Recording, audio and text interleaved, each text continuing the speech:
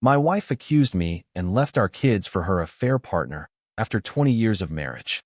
But with hidden cameras, I turned the tables. My kids brought home a small bunny they found a few days ago. They begged us to keep it, but we already have a lot of pets and can't keep a wild rabbit. I tried to politely explain to my children that the bunny needed to return home to its family because it was large enough to take care of itself. Despite their sadness, they decided to take it back. My wife traveled as I was unable to accompany them due to work obligations. The safest location to let the bunny free is among the thorny bushes at the end of the property, so I advised her to take it there. Predators abound in the rural area where we live. I returned to work, but a little while later my children ran back into the house, sobbing loudly, and my wife followed them, attempting to reassure them that things weren't so bad. When I questioned what had occurred, my elder explained that a hawk had taken the rabbit after Mama had forced them to let it go in the center of the yard. They even recounted the cries of the unfortunate bunny. After feeling embarrassed, I became upset with my wife for not letting it go as I had suggested. She excused herself by claiming that the children will move on, and that it was just a rabbit.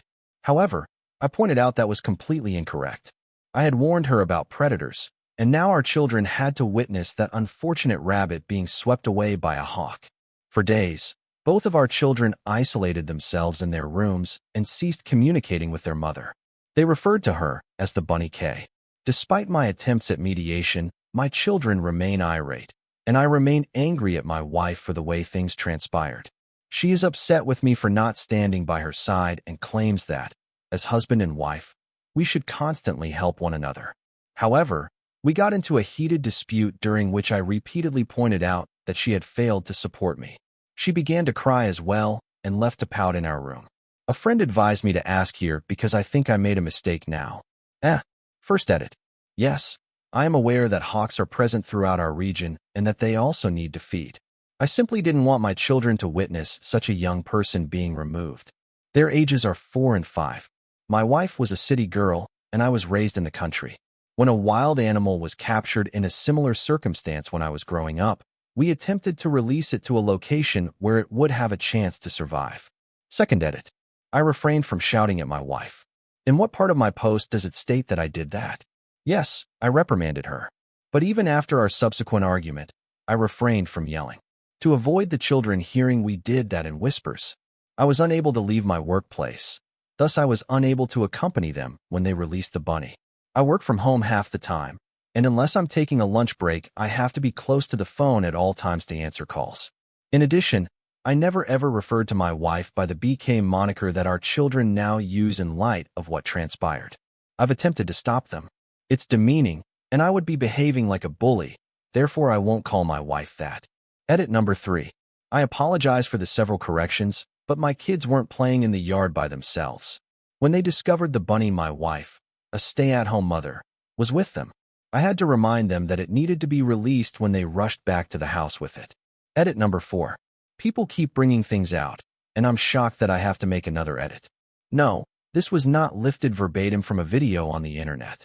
Although I haven't seen the video, I'm positive it exists. Hawks frequently capture small animals. Is it really so unexpected that other individuals would also experience this? With the exception of the home and a single tree, my property is almost entirely flat, grassy terrain. I have 4 acres. The grass was rather short because it was last mowed on Sunday. Hawks are always circling the area, so that poor bunny might as well have had a target on its back. Since I was a child, I have been using my old pellet rifle to protect newborn chicks from hawks. They almost love grabbing little rabbits, which is why I told my wife to let the bunny go in the bushes. Edit 5. I'm so freaking tired of people saying things like circle of life, or hawks gotta eat too, or calling me a jackass for defying nature. I had to defend my grandparents' animals from hawks when I was a child. Farmers are also entitled to safeguard their animals from predators. The hawks would have taken all the newborn chicks they desired every day, but we weren't going to let them in. Yes, I did have a pellet gun out there, but that did nothing but scare the hawks away. In reality, I never shot one down. Yes, I did hit a couple, but not very many. It only ever caused them to turn tail and take off. It's been 25 years since I last shot a hawk. I never liked shooting living things. It was my grandfather who killed coyotes and hawks with actual firearms. However, I had a close-up view of hawks capturing little creatures growing up. Hawks can easily find food anywhere in our area. But like other predators, they are opportunistic, which is why I decided to let the bunny go in the bushes. I couldn't leave my desk, as I mentioned in a previous edit, which a lot of people still don't seem to get or didn't bother to read. Update. I'm not sure if this is the appropriate place to post this update, but I can't think of somewhere else. If you remember me, I'm the guy whose wife, after I suggested that the kids take the wild rabbit to the bushes for a safe release, forced our kids to release it in the middle of the yard. Our children, who were 4 and 5 years old at the time, freaked out on their mother when a hawk grabbed the rabbit directly in front of them. They immediately ran back to me in tears. It seems fitting now that our children began referring to their mother as the bunny slaughter. After her affair was made public, other people also began calling her that. Compared to what I have to relate now, what transpired with that poor bunny is history. After completing my divorce a few months ago, I'm speaking as a free man. Hold on tight, because this is going to be lengthy and complex. Edit. Affair partner is what AP stands for. I apologize for not being explicit about that earlier. When I showed my wife my initial Reddit post, she became quite upset with me, to the point that we got into a heated argument. For another week after that, I was treated in silence. After the rabbit incident, I tried to discourage my kids from mistreating their mother by giving them timeouts and mild groundings. But every time our kids became upset with their mother, the BS moniker returned. After a few weeks, my wife stopped giving me the cold shoulder and admitted that she ought to have paid attention to what I had to say about the bunny. She acknowledged that, as I said, she ought to have carried it to the bushes. She stated that she simply didn't want to be wrong and felt the need to defend herself. I took that apology to heart and expressed my own regret for creating the Reddit post. She refused to attend marriage counseling, even though I wanted us to. She pretended that everything was well in our marriage, and since we seemed to be getting along better, I chose not to bring up the subject further. However, a few weeks later, my oldest approached me and said she had something to share. She was afraid to tell me that there was another reason she was so upset with her mother, aside from the bunny. I reassured her that she was welcome to share anything with me. Well, her words startled me and abruptly altered my entire perspective. She claimed that Mama had been inviting a man over on Saturdays while I was at work for months, calling him her special friend. She used bribery to get our children to keep quiet about it, but my oldest child realized something was seriously amiss and took some time to gather the courage to tell me. Children are quick to pick things up and know things. I find it quite annoying when folks ignore those facts. My wife has been acting a little differently lately, and I've observed that she's been more terse with everyone, especially the children. When I showed her my first post, I tried to talk to her about it, but she just attacked me for whatever small thing she could think of, insulting my beauty, my character, my habits, and even my family. She also said that I used to smoke, but I stopped more than 10 years ago. She then locked me out of our bedroom and sobbed so loudly that everyone in the house could hear. I finally realized what was going on when my oldest came to me. Her conduct mirrored the mood swings she experienced during her pregnancy with both of our children, and she was cheating. I say similar because this time it was worse. According to what I've discovered through internet research, conversations with friends, and even a counselor, my wife's infidelity caused her to become quite irritable due to hormones and projecting. Although I'm not a psychology expert, it seems to make sense. I hastily ordered and installed a few covert cameras without anyone noticing, but I wanted it all to be a misunderstanding. Just to make sure no one at home would see them, I had them sent to my place of employment. I then scheduled them on a day when my wife went out with her pals for a girls' night out. Hooking them up and connecting them to the Wi-Fi was quite simple. I could use my work PC, laptop, and home PC to keep an eye on every area of the house in a matter of hours. Initially, I was concerned that I could be going too far. I reasoned that if I was mistaken, I could take down the cameras and nobody would ever find out. However, my worst suspicions were validated, and within the first week, I received a ton of proof. My wife's old coworker was the man she had taken as an AP. Every time I saw him at different events, they seemed to be close, so I had a good memory of him. When my wife became pregnant with our first child, she left her work years ago to become a full-time mother. At the time, we both decided on it together. Although they are no longer her best friends, my wife maintained relationships with her previous coworkers. Everyone essentially despises her because of what I'm about to tell you. First off, my wife is almost 10 years older than the AP affair partner. When she left her previous work, she mentored him to take her place, and they remained close, extremely close. Despite the fact that both my wife and I are over 40, you wouldn't know it from her appearance. She's positively tuning. I suppose she took advantage of the fact that she was frequently mistaken for someone in her 20s. In the end, I told my sister what was happening and showed her the nanny cam tape. She told me that she had been suspecting something for some time, and that she had once witnessed my wife getting a little too close to a man who wasn't me at a neighborhood bar. They touched her shoulders and lower back a lot while she was watching, but they never shared a kiss or anything else, and she didn't tell me sooner because she wasn't sure. In the end, I also ordered a GPS tracker, which I concealed in my wife's car's trunk after I got it to function. In order to assist me, my sister and her spouse followed the tracker to my wife's alleged next night out with friends. She proceeded to a completely different location, 20 miles away from her usual destination, and then she caught up with the AP. After watching them from their car for a while, my sister and brother-in-law saw that AP continued to belly while they conversed. They also captured this on video. Given how irritable she was at home, I figured she had to be expecting his child when I watched the video.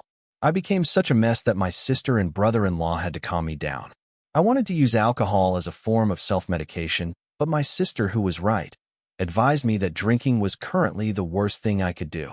I later made the decision to take a leave of absence from work, but I pretended to my wife that I would be traveling for work.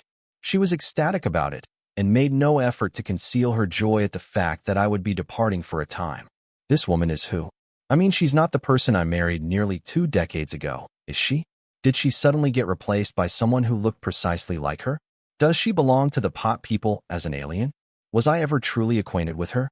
It made less sense to me the more I considered it. I therefore came to the conclusion that I would not benefit from attempting to make sense of anything. My sister and brother-in-law agreed to keep my kids for a few days because they enjoy going to see Andy and Uncle in the city, and I had cameras everywhere in the house. My wife had the perfect opportunity as a result. Just a few hours after I left, she contacted AP, and he arrived that night to stay the night. In addition to all of that, they were constantly making jokes about me. I won't go into specifics about what they did around the house. You can fill it in yourself.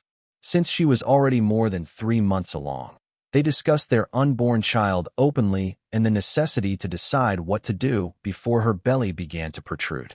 It couldn't possibly be claimed as mine.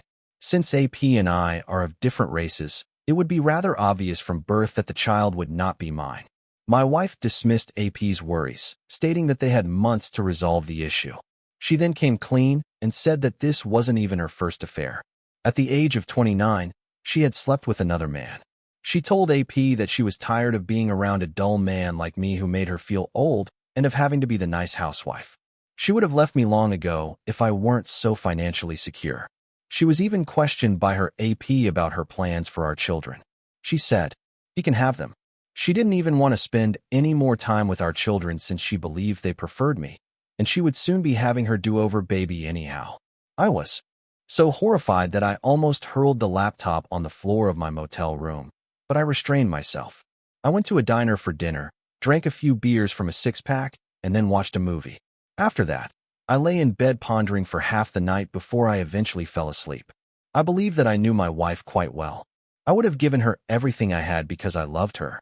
Ultimately, though, some individuals are simply bad, and you can never truly know who they are until they show themselves. At that moment, I decided to ruin her in a divorce. Normally, I'm a really calm and kind man, but if you get me very mad, I can turn into your worst nightmare. The very following day, I went to a divorce law firm and asked to see the meanest lawyer they had. My wife was devastated the instant I caught her having an affair on camera because I reside in an at-fault state. Before I gave him a more thorough explanation and even showed him some of the video, the lawyer was worried that I wanted to hire him so soon. He smiled wickedly at that point, and we shook hands. Divorce attorneys love to get their hands dirty on cases like these, so he said he would get started right immediately. A few weeks later, on a day when I worked from home and the children were in school, the smallest was in preschool and the oldest was in kindergarten, I had my wife fed. The local sheriff brought the documents directly to my wife's hands. It was all captured on camera. She appeared frightened as she opened the letter, read what was inside, and then went crazy. I stayed cool and collected even though she ran into my office to yell at me. We were already married, and I had mentally tuned out. My spouse wanted to dispute. I simply informed her that I wanted her to leave my home since I had made up my mind. The only person who has ever contributed to the mortgage is myself. She yelled at me that I couldn't do this to her, and if I brought her to court, she would truly tell people that I had beaten her, which would result in my termination from my work. I instructed her to fabricate any falsehood she desired. It wouldn't help her. After all, she's already intending to cheat on me because she's expecting her AP's child. She asked me how much I knew, her eyes widening. I know enough. I simply responded and reiterated my desire for her to go. She locked herself in the bedroom once more after refusing and claiming that it was equally her house as it was mine. Her having a breakdown and then taking out her phone to call the cops was captured on the bedroom cameras. She had a big smile on her face as she was pretending to be in total distress. She was a really talented actress. If I hadn't previously known she was lying, I would have taken her phone performance at face value. When the cops arrived, I told them to come straight in and waited for them with the front door open. At first, they were ferocious and prepared for a brawl, but the house was spotless and there were no indications of a fight. My wife cried and called me a crazy person as she ran out of the bedroom and grabbed one of policeman's vests. My wife was shocked to learn that I had taped her when I asked one of the other cops if he would allow me to show them the evidence of what was actually happening. I showed the officer the video from the cameras on a laptop, including the video of my wife lying and calling the police, the video from the camera in the bedroom, and the video from the living room after she fled from my office into the master bedroom down the hall. I had captured it all, and from several perspectives no less. In addition to the fact that she had no marks on her, the footage captured by the cameras placed throughout the house contradicted her claim to the police that I had struck her. I then gave the cops a thumb drive, claiming it contained all the necessary video recordings of her phony phone calls. Despite all of this, my wife continued to lie, accusing me of abuse. She even attempted to argue that the recordings were unlawful and therefore not admissible. However, I emphasized that since they were security cameras inside my house and not public records, they were lawful. My spouse turned to the police and instructed them to take action, which they did. When she was placed in handcuffs, she began to sob uncontrollably.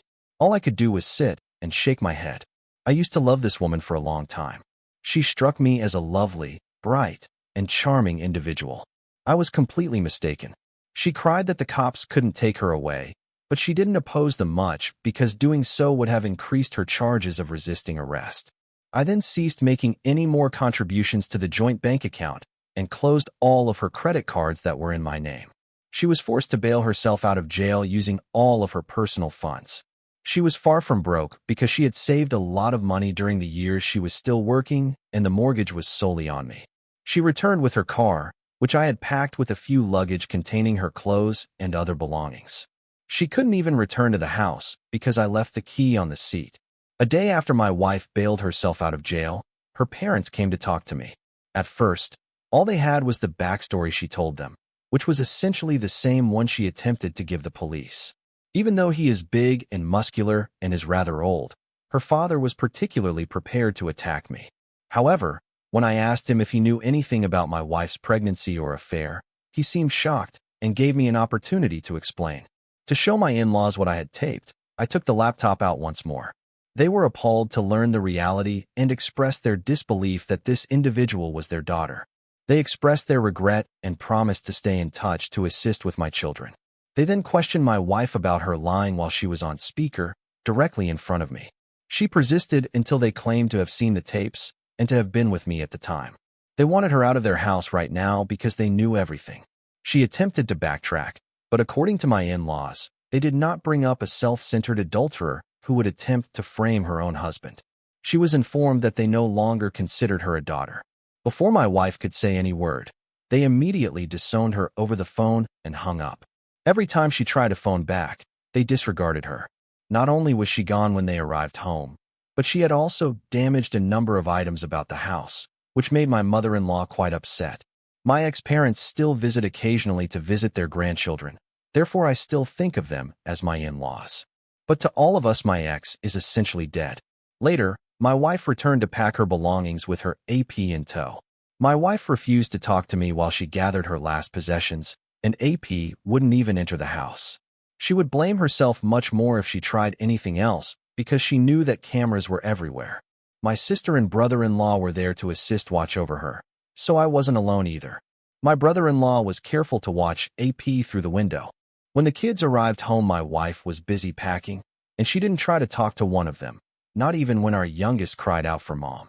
She removed several of our wedding pictures of one another from the wall and tossed them on the ground to shatter them before she left. Based on the way she looked at me while doing it, I believe she was anticipating a response from me. However, she simply took the remainder of her bags and left the room since I remained silent. I had to contact my aging mother to come stay with me for a bit after she left. I had limited childcare options, I couldn't take a lot of time off work, and I couldn't care for my kids alone. For my children, I also requested DNA testing.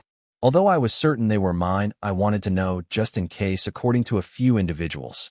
Fortunately, I am the parent of both of my children, and I'm clean, so don't worry about that. I did get tested for STIs. A week or so later, my wife returned to my door and said that she would consent to a clean divorce if I did too, which would have given her half of everything. However, I told her no directly. There was considerable back and forth, and she essentially acknowledged that she had discovered that the state's legal system did not support her. We lived in this state our entire lives after meeting, getting engaged, and getting married. She couldn't avoid suffering a significant loss unless I consented to a settlement, which I didn't.